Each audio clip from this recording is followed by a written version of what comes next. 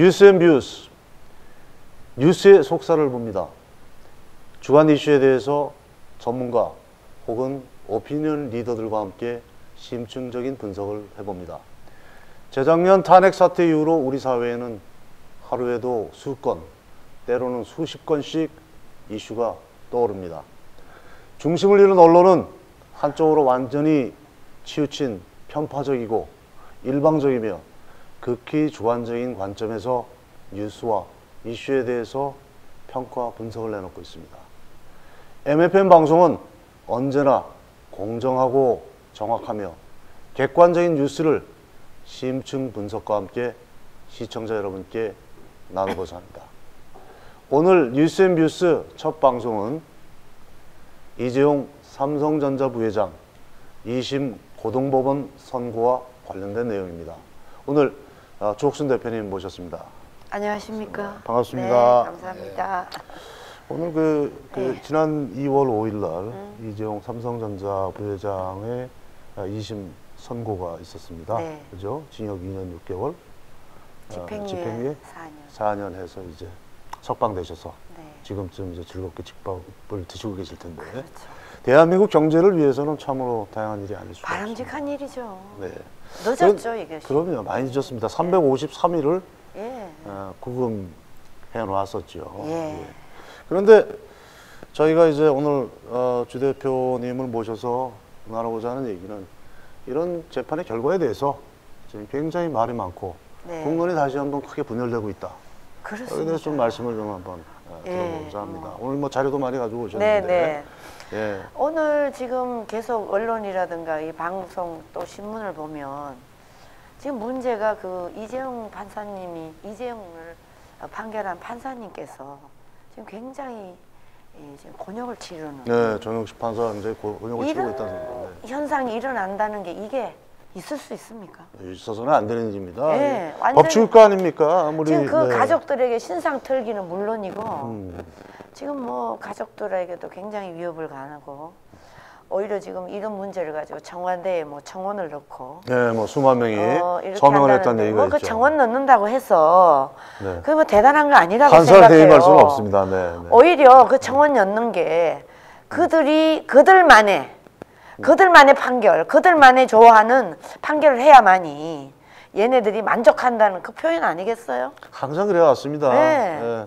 어떻게 조금이라도 공정한 판결, 요거는 뭐 그렇게 마음에 드는 판결은 우리 입장에서는 아니지만은 제 입장에서는 아니라고 생각하지만 어쨌든 자기들이 입맛에 맞지 않으면은 벌떼처럼 들고 일어나서 마구만 그죠? 네. 인민재판식으로 이렇게 호도하고 있는 여론을 호도하고 있는데 그 중에 참 그 불행하게도 그 선봉에 선 사람들이 박영수 소위 특검장. 얘기하는 국회의원. 네, 국회의원. 물론 뭐 박영수 특검장이야. 요번에 검사니까 뭐 참 당연히. 뭐 그 사람은 안면이 많이 네, 구겨졌을 자고 텐데요. 안면이 좀 많습니다. 네. 참 요번에 얼굴이 참 일그러진 걸 제가 저기 뉴스를 통해서 봤습니다만 박영수 특검장은 그렇다 하더라도 국회의원들 또 여당 국회의원들. 네, 그렇죠. 또 논객이라고 자처하는 뭐 유시민 같은 그리고 또 김어준, 이번에 주진우, 주진우 이런 사람들과 그리고 또 문제는 전 검사 이영렬 이런 한심한 이런 자들이 지금의 이 판사님의 판결에 대해서 뭐 엄청나게 잘못된 반대의 의견을 지금 내고 있는 거거든요. 그러면 대한민국에서 지금 판사가 내리는 그 정 판사님 판결을 보면 다 무죄고 한 가지 딱 그 정유라에게 말을 제공한 36억에 대한 그거를 지금 뇌물죄로 엮은 거거든요.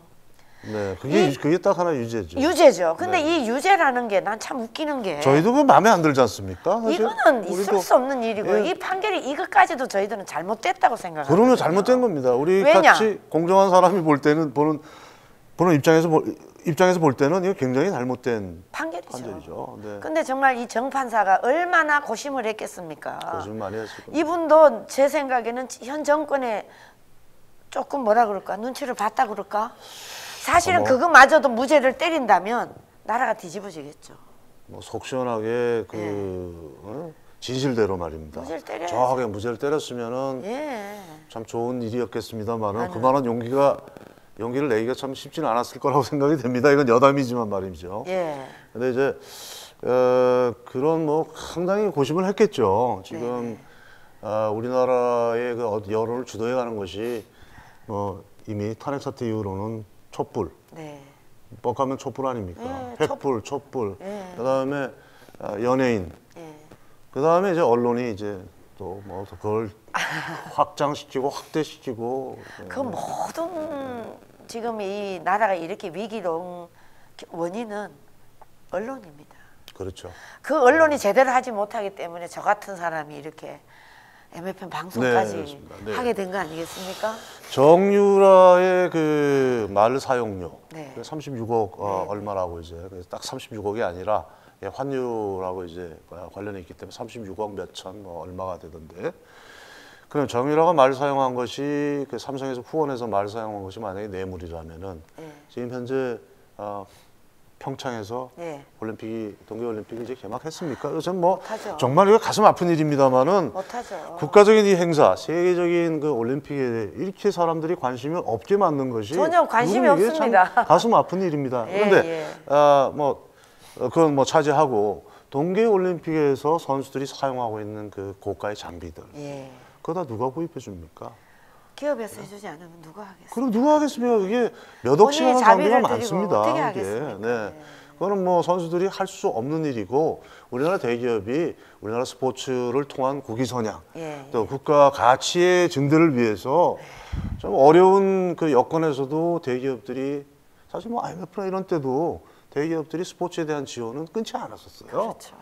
예, 몇몇 곳에서 몇몇 기업에서 견디다 못해서 몇몇 구단들을 이제 그때 포기를 했었는데 그것 때문에 참 비난을 많이 받았습니다. 그 이후에 조금 나아지면서 다시 그렇게 스포츠에 대한 지원을 아끼지 않았던 것이 우리나라 대기업이고 물론 중소기업도 많이 계시죠. 그렇죠. 그렇고 그것 때문에 대한민국의 스포츠가 동계 스포츠든 하계 스포츠든 간에 동계올림픽, 하계올림픽 우리가 10위권 안에 드는 그런 훌륭한 그런 작은 나라에서 인구 5천만밖에 안 되는 이 나라에서 세계 5위권, 10위권 되는 이런 쾌거를 이룩하고 있는 것은 바로 이분들의 덕인데 그러면 이번에 동계올림픽에서 어떤 선수가 또 메달을 따게 되면은 그 선수를 지원한 기업도 어떤 그 처벌을 받아야 됩니까? 뇌물죄로? 지금 이재용 그 판결을 보면 그렇게 될 수밖에 없잖아요. 그렇죠. 이번에도 많은 기업들이 그럼 이제 좀 평창 올림픽 끝나고 난 뒤에 총수들께서 다 걸려 들어가셔야 되겠네요. 353일씩 또 가고. 그렇죠. 이건 사실은 말이 안 되는 얘기죠. 네. 근데 제가 한 가지 좀 꼭 짚고 넘어가고 싶은 게 정유라가 36억을 받고 사실 다른 선수도 이 말이 굉장히 비싸답니다. 그렇죠. 말이 한 마리에 보통 몇 억씩 간다고 합니다. 몇 억. 근데 그 선수가 정유라가 사실은 아시아 게임에 가서 금메달을 땄거든요. 금메달 땄습니다. 네. 그리고 정유라가 이화여대에서 특혜를 받고 입학을 했습니다. 아니 그런데 그 특혜 아닙니다. 특혜가 아닙니다. 특혜 아니죠. 네. 예. 체육 선수로서 지금 대한민국의 김연아, 박태환 어떤 선수도 다 농구 선수들 다 안 들어간 선수가 어디 있습니까? 그런데 왜 유독 정유라를 이렇게 나 정유라를 꼭 편들려고 하는 얘기는 아니고요. 정유라 뭐 관련도 없으시잖아요. 전혀 없죠. 네.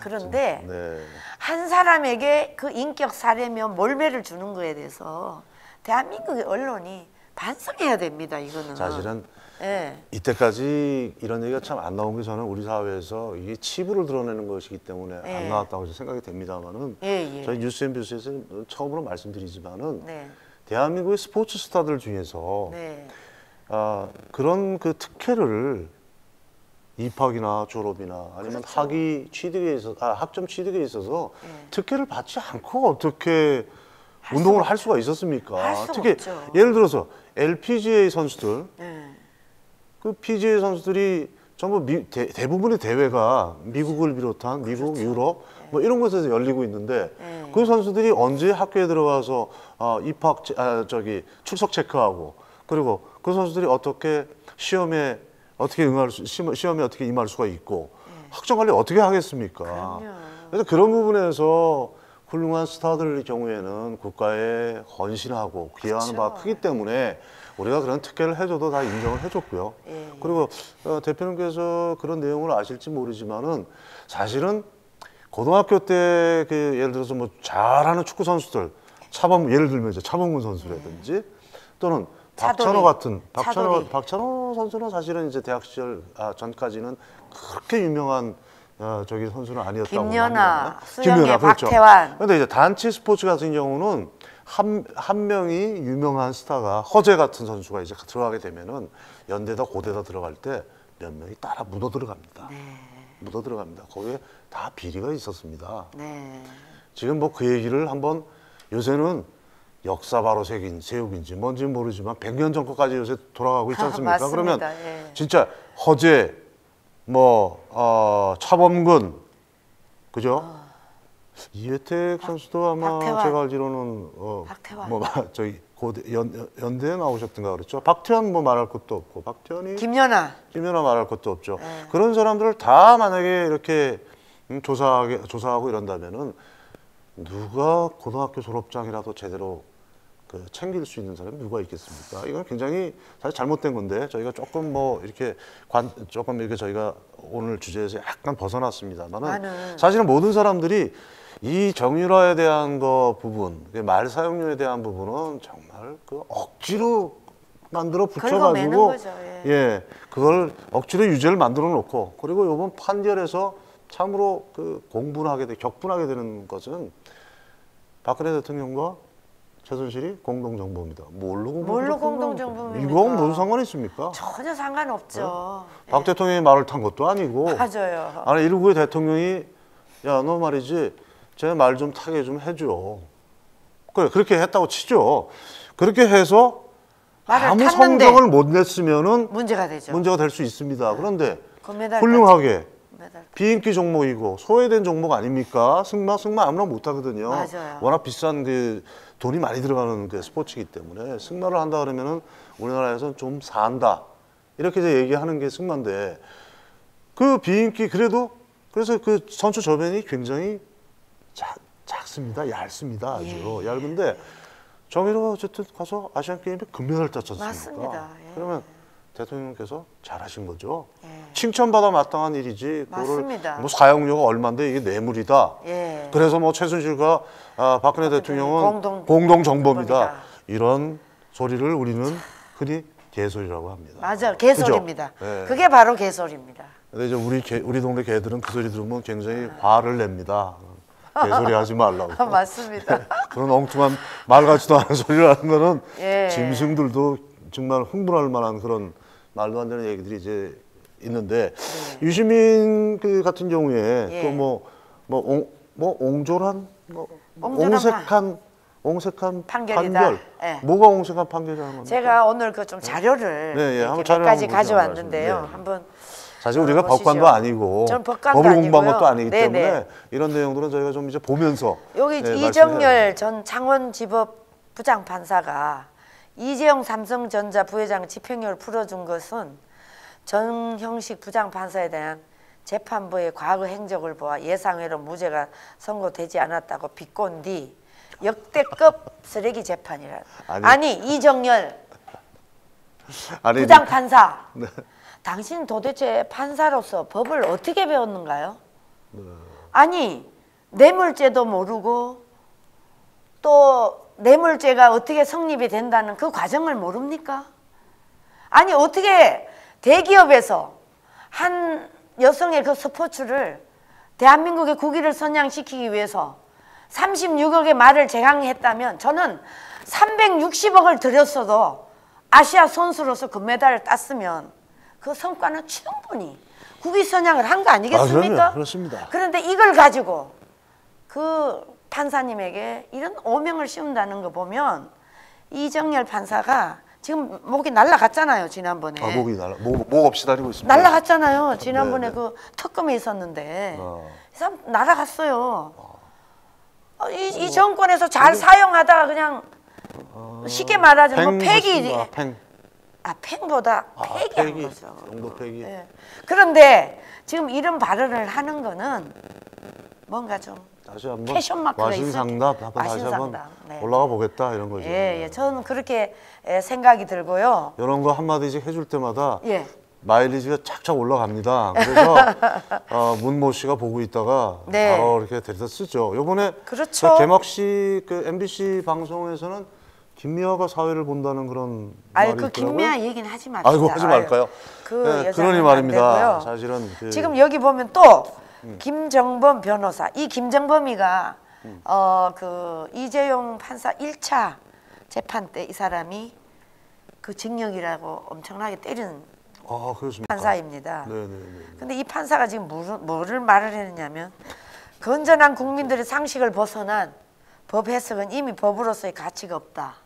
이게 무슨 뜻입니까, 대표님? 우리나라에서는 앞으로 그 국민들한테 물어봐가지고 정말 국민 참여 재판이 아니라 국민 주도 재판을 해야 되겠어요. 법복 다 벗고 국민들 중에 이렇게 뽑아가지고 당신이 이번에 재판장 하고 뭐 그런 식으로 해야 될 것 같아요. 국민들이 법상식이 누가 이렇게 법상식들이 이렇게 풍부하겠습니까? 그럼 그러니까 지금 모든 것들은 법은 판사가 가장 많이 알고 있다고 생각하는 것이 오만이다. 그러니까 지금 이 정영식 판사에 대해서 이 판결은 오만이라고 그랬어요. 이게 왜 오만입니까? 우리가 봤을 때는 100% 정재용이는 다 무죄입니다. 이재용은 다 무죄입니다. 맞습니까, 대표님? 100% 무죄죠. 무죄죠. 예. 근데 이것마저도 저는 이 정 판사님께서 굉장히 고심하면서 그렇죠. 고심 많이 했습니다. 얼마나 고민을 했겠습니까? 정말 이분이 이것마저도 무죄를 때렸어야 되는데 우리가 이제 물론 이건 추론이지만 추론이지만 그렇게 생각해 볼 수 있죠. 당연히 얼마나 그 요즘같이 세상 돌아가는 한국에 저희가 이 정도 얘기하는 것까지도 사실 고민 많이 하실 겁니다. 아니 지금 이 가족들 뭐 부인 계좌까지 막 이렇게 다 폭로하고 했다는데 근데 아마 이 정 판사님께서 그런 거 예상하지 않았을까요? 반드시 예상을 했을 거라고 저는 생각하거든요. 그리고 지금 이 김정범 이 판사는 이 사람이 변호사가 됐네요. 그렇겠죠. 네, 판사에서 이거는 김정범 변호사는 아마 다른 분이 아니실까 싶네요. 동명인인가요? 요거는 저희가 조금 이따가 자르고 여기서 잘라야 되겠네. 네네네네. 요거는 이제 그리고 지금 민변 부회장 김남근 변호사가 또 한마디 했군요. 민주사회 정영순 회장. 이 사람이 지금 그 이 부회장 항소심 판결은 겉으로 유죄 형식을 갖춘 듯하지만 삼성과 박근혜 대통령이 결탁해버린 국정농단에 완전한 면죄부를 줬다. 아니 정영순 회장님, 아니 박근혜 대통령이 이재용하고 결탁한 게 뭐가 있습니까? 과거에 김대중 노무현 정부가 얼마나 수많은 기업들에게 그 돈을 받았습니까? 그런데도 왜 그 사람들에게는 이런 한 번 말이 없고 왜 아무 뇌물도 받지 않은 박근혜 대통령에게만 이것을 결탁했다고 보십니까? 도대체 어떤 각도로 보는지 정말 답답하지 않을 수가 없습니다. 제가 그 각도에 대해서는 좀 알고 있습니다. 말씀 좀 해주시죠. 잘못된 각도입니다. 잘못된 각도죠. 삐뚤어진 시각으로 보기 때문에 이건 정말로 잘못된 각도인데요. 지금 뭐 그 정현순인가요? 정현순 회장의 얘기를 굳이 빌지 않더라도 이분이 민변 변호사 회장입니다. 재판은 어떤 그 의미를 가지고 있냐면은 실제로 이제 박근혜 대통령과 삼성 이재용 부회장의 재판은 이 관계는 뗄래야 뗄 수 없고 끊을래야 끊을 수 없는 관계입니다. 특히 이제 박근혜 대통령의 탄핵과 관련돼서는 굉장히 뭐 출발점이 같죠. 그런데 이번 재판을 통해서 박근혜 대통령에게 씌워졌던 그 초기 맨 처음에 탄핵의 그 가장 큰 이유들이 전부 다 무죄라고 이번에 선고가 된 겁니다. 판결이 다 무죄다. 그래서 박근혜 대통령께도 원래 탄핵의 이유가 됐던 그 부분들이 전 무죄가 됐기 때문에. 그래서 이것은 어떤 의미에서는 굉장히 중요한 판결이다.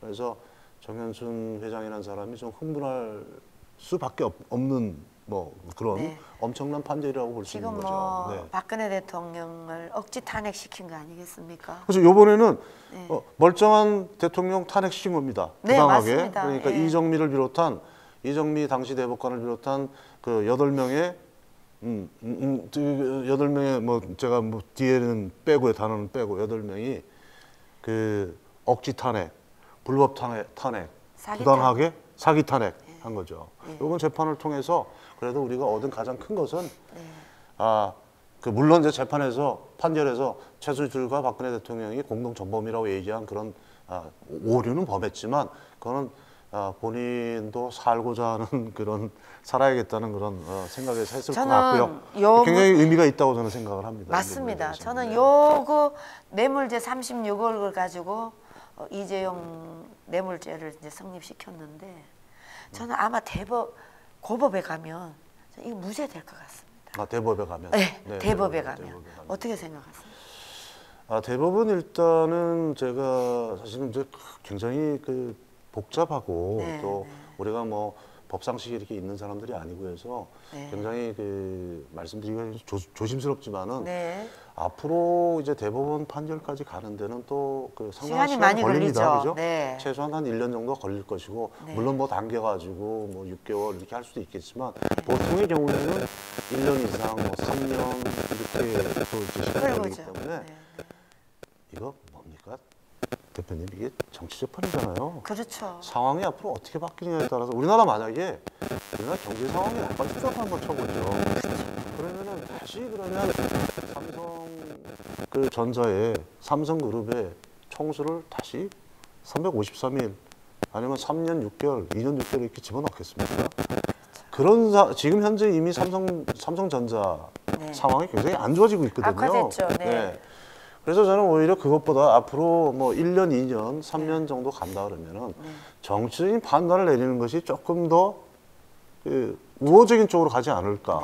그리고 지금 현재 정권에서도 문 정권에서도 지금 이렇게 계속 분열과 갈등으로 갈 수는 없기 때문에 조금 그래도 전체적으로 좀 무죄가 되고 이렇게 되지 않을까. 사면되고 저는 그게 좋은 쪽으로 생각을 하고 있습니다. 아니 저는 정말 이 문재인 정권의 아이러니한 게요.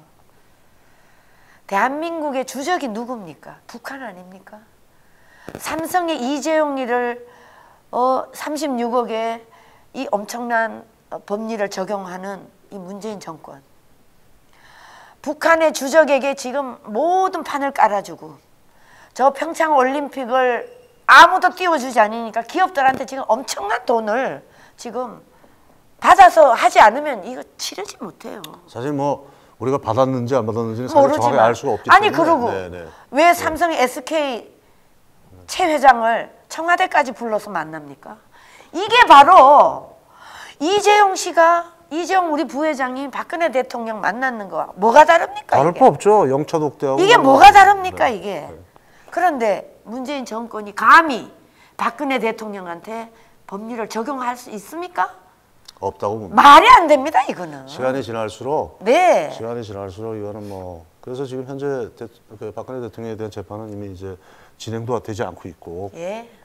어쨌든 다른 이재용 삼성전자 부회장 선거와 관련돼서 혹시 뭐 다른 말씀은 좀 없을까요? 저는 우리 이재용 삼성 부회장님이 이렇게 1년 동안 재판에 있는 동안 저희들이 박영수 특검이 있는 그 앞에 가서 집회를 무려 엄청나게 했습니다. 그렇죠. 많이 하셨죠. 저는 뭐 제일 개인적으로 이재용 회장 아무 관련도 없고 저는 안산의 국민이고요. 그런데 가장 지금 경제가 완전히 지금 유럽이나 미국에는 일본도 지금 호황이에요. 경제가. 글로벌 경제가. 근데 지금 대한민국이 호황을 타야 될 나라가 지금 완전히 후퇴되어 있습니다. 이게 누구 책임입니까? 문재인 정권 책임입니다. 문재인 정권을 탄생시킨 사람들의 잘못도 있겠죠. 촛불 세력, 민노총, 정교조 이 사람들이 다 책임을 져야 됩니다. 자, 경제가 나락으로 떨어지면 민노총, 촛불 세력, 정교조 여러분들 살 수 있을 것 같습니까? 한 기업이 망하면 여러분들 밥줄 다 떨어져요. 그리고 지금 삼성이 대한민국의 교육, 국방 예산을 거의 외국에서 다 벌어들이고 있습니다. 그렇죠. 네. 이런 마당에 삼성의 이재용을 저렇게 1년 동안 정말 감옥에 있었다는 것만 생각하면 정말 붕괴하지 않을 수가 없고요. 지금 정말 청년들이 일자리가 없잖아요. 그렇죠. 그래서 저는 정말 이재용 부회장님께 간곡히 한마디 요청드리고 싶은 것은 어제까지도 과거니까 과거를 잊으시고 오로지 대한민국만 국민들만 보고 앞으로 가주시고 우리 젊은 청년들을 위해서 부디 한국에서 투자를 좀 많이 하셔서 우리 아이들이 정말 자라난 이 청년들이 갈 곳이 없습니다. 이재용 부회장이 우리 젊은 청년들을 좀 구제하시고요. 부디 기업에 많이 진출할 수 있도록 많이 투자해 주시기를 간곡히 부탁을 드리고요. 또 한 가지는 젊은 청년 2030, 40 여러분들이 지금까지 문재인 정권의 농락당해서 이 정권을 탄생시킨 책임이 여러분들한테 있습니다. 여러분들이 이 책임을 절대로 잊어서는 안 됩니다. 그렇죠. 그 정도로 하겠습니다. 네. 뭐 이렇게 사실은 정권의 잘못까지 이제 다 얘기하게 되었는데요. 말씀하신 것처럼 앞으로 삼성전자를 중심으로 대한민국의 최고 기업이죠. 삼성그룹에서 이재용 부회장께서 정말로 힘을 더 내셔서 힘을 내셔서 지금 뭐 침체된 경제, 대한민국 경제를 갖다가 좀 확실하게 좀 살려주시는데 앞장서 주셨으면 하는 마음입니다. 섭섭한 마음이라 이런 거 좀 벗어 던지시고 말이죠. 근데 이제 이번 기회에 그 삼성전자는 그동안 총수를 잃고 거의 1년 가까이 그 표류를 했었 뭐 이런 말은 사실 이런 표현은 적절하지 않습니다. 삼성에 수많은 인재들이 있기 때문에 대한민국의 최고 가는 인재들이 많기 때문에 그렇지는 않겠습니다만은 어쨌든 수장이 없다는 것은 아버지가 없다는 것, 또 국가 원수가 없다는 것과 마찬가지로 굉장히 큰 타격이 되는데 삼성 기업의 이미지는 오히려 우호적으로 좀 바뀐 경우가 많다. 많습니다. 이렇게 많은 사람들이 괜히 삼성, 현대에 대한 반감이 있었던 경우가 있습니다. 사실 저희들도 괜히 말이죠. 사촌이 땅을 사면 배 아픈 그런 것 때문에 그런지 모르겠지만 괜히 그래 기업의 재벌에 대해서 편향된 시각을 가진 경우가 많은데 이번에 이재용 부회장은 열렬한 지지를 받았어요. 사람들한테. 그리고 삼성이 얼마나 중요한지도 사람들이 알게 됐고. 그래서 삼성이 꼭 이런 것만은 아니다. 이런 생각이 저는 듭니다. 근데 그 이재용 부회장님의 그 마음이 굉장히 정말 우리 국민들이 감동을 받을 정도로 우리보다 나라를 더 걱정하고 삼성보다도 대한민국을 더 걱정하는 우리 이재용 부회장이 정말 진심으로 정말 국민의 한 사람으로 감사를 드리지 않을 수가 없습니다. 이번에 그 박근혜 대통령이 권력 승계를 도와준 게 아니라 실제로 이번 재판이 이재용 부회장의 권력 승계 회장으로 내지는 삼성에서 정말 이제 삼성의 총수가 되는데 1인자. 확실하게 이번에 굳혔습니다. 맞습니다. 그래서 이 사람이 인격도 있더라. 이 사람 진짜 제목이더라. 인간적으로. 뭐 많다면 많은 나이지만 50대 초반에 대단히 성숙되고 굉장한 인격자다. 근데 그거는 그런 것들을 이제 이번에 평가를 좋게 많이 받은 것 같아요. 지금 뭐 한간에 웬만한 이 정말 어줍짜리 이 부자들 있지 않습니까? 네네네. 걔네들은 완전히 생각 자체가 좀 잘못되어 있는데 이 삼성의 이재용 부회장님은 그 정말 자기 말대로 다 갖추었지만 그 인격이 참 성숙돼 있고. 그렇습니다. 그럼 부모님들이 교육이 올바로 된 거죠. 그렇죠. 저는 그렇다고 생각합니다. 최고의 교육과 최고의 교육이고 이건희 회장님이 저렇게 정말 병석에 계시지만 좀 회복하지 않는 거에 대해서 너무 가슴 아프고요. 이 평창 올림픽도 저분의 공로가 큽니다. 좀 건강하셨으면은 또 이런 그 국가적인 위상이 조금 덜하지 않았을까 그런 생각도 해보네요. 그래서 이제 삼성전자 이재용 부회장의 선거에 대해서는 이렇게 마치고, 제가 이제 말미에 뉴스 MBC의 말미에 한 가지 꼭 나누고 싶은 얘기가 어제 강릉 아트센터에서 집회. 태극기 집회가 있었습니다. 태극기 집회 저희가 조금 이따 참고 영상을 잠시 보여드릴 텐데요. 태극기 집회에서 또 그 경찰의 과잉 진압으로 많은 다수의 아직까지 정확히 이제 몇 명인지 확인은 안 됐습니다만은 부상자가 나왔다는 그런 그래서 피를 흘리고 이런 사진들 영상이 지금 보이는데 그 과잉 진압을 하게 된 이유가 인공기를 태우고 김정은 사진을 태운 거에 대해서 화형식을 한 거에 대해서 경찰들이 분말 그 소화기로 직접 뿌리고 말이죠. 그리고 폭행까지 했다는 그런 얘기가 있는데 이거 참 있어서는 안 될 일 아니겠습니까? 그렇죠. 어떻게 말이죠. 한 100명 정도밖에 안 됐다고 얘기하는데 물론 뭐 태극기 집회의 숫자는 항상 줄어들고 줄어드는 게 뭐 원칙이지만 그 100명밖에 안 되는 태극기 집회 주로 이제 연세 많이 드신 분들인데 그거를 과잉 진압을 통해서 진압 경찰이 뭐 몇 배를 아주 둘러싸가지고 에워싸서 물리적으로 그걸 진압을 했다고 하는데 이거 있을 수 있는 일입니까? 참 이거 정말 너무 가슴 아프죠. 이거 우리 주적은 아직까지 북한 아닙니까? 주적이 북한이죠. 인공기를 태우는 것은 그렇게 결사적으로 막아야 되고 작년인가요? 태극기를 불태우고 하는 것은 공공연하게 하는 것은 표현의 자유고 있을 수 있는 일이고 그것도 이거는 그렇고 미국의 그 성조기를 불태워 우리 우방이죠.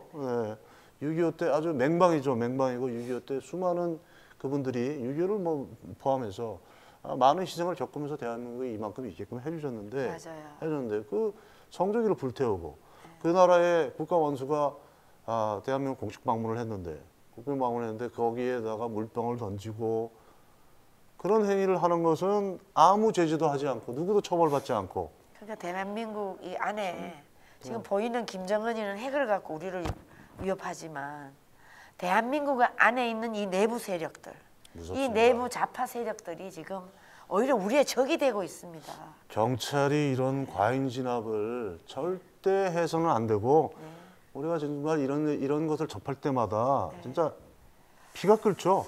이게 있을 수 없는 일 아닙니까? 물론 이 국가적인 그 큰 행사인데 올림픽에 동계 올림픽에 우리가 태극기를 들고 나가고 또 인공기를 소각하고 거기서 화형식을 하고 이러는 것들을 하는 상황도 굉장히 안타깝지만 아니요 지금 할 수 없는 상황이잖아요. 그러니까 하지 않으면 안 될 상황이죠. 굉장히 그렇지만 마음은 안타깝죠. 안타까운데 이분들에 대한 것을 이렇게 과하게 진압을 한다는 것은 형평성에 맞지가 않지 않습니까? 그렇습니다. 경찰청장이 아마 분명히 지시가 있었을 텐데 그렇게 뭐 유추해 볼 수는 있습니다만 아직 뭐 정확한 건 모르겠습니다. 강릉 경찰인지 아니면 다른 지방에서 이렇게 저기 했는지 파견했는지 아마 이게 지금 올림픽이기 때문에 전국에 지금 비상이 아니겠습니까? 경찰들이 이런 행위는 우리 방송을 통해서 뉴스앤뷰스 그 첫 방송을 통해서 절대로 이렇게 폭력적으로 물리적으로 집회 자유, 표현의 자유를 억압하지 마라. 봐서는 안 되죠. 그렇게 해서는 안 된다. 만약에 그렇게 하려면은 공정하게 모두에게 다 그렇게 해달라. 하는 것을 끝으로 오늘 뉴스앤뷰스 마치도록 하겠습니다. 감사합니다. 고맙습니다.